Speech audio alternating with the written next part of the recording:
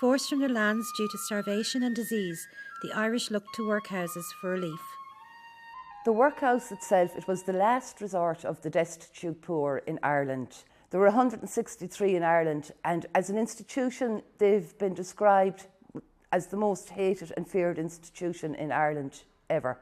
By the 1800s, our population was a little over 5 million, and it was estimated at that stage that there were some 2.3 million people at near starvation level.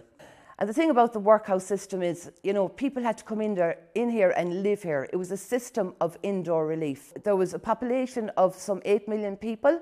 The workhouse system, 130 workhouses set up before the famine years, was built to cater for about 80,000 people. So when the potato blight really, really failed in 1846, there was no way the sums were going to add up. Huge, huge starvation on the inside, and a system that was set up to cater for 80,000 people.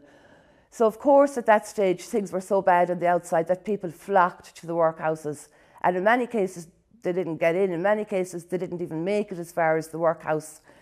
They might have had to walk maybe 18, 20 miles to the nearest workhouse whilst they were, suffering from disease and starvation. And the pathway to the workhouse was often called just Casan na Marav, or the pathway of death. Life in the workhouse, it was particularly harsh. When people came in, they would have been met with by either the master or the matron. They were kitted out then in a very coarse grey workhouse uniform. And at that stage, they would have been admitted to the workhouse, and one of the cruelest aspects really was that family members were split up. So boys went to one building, girls to another, men to another, women to another.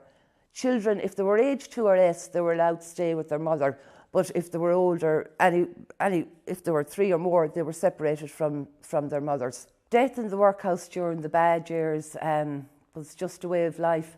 Deaths were so numerous that huge burial pits were just dug in the workhouse grounds and bodies thrown in.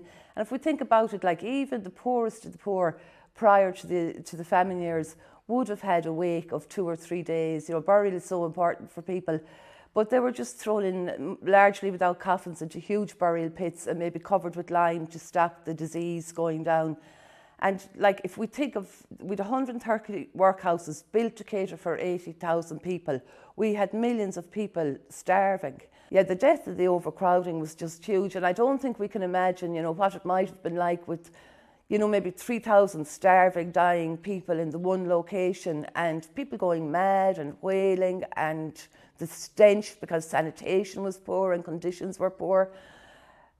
No, it doesn't really bear thinking about at all. But in terms of, people, what hope had they? Had they any hope when they came into these places that they might be able to get out again?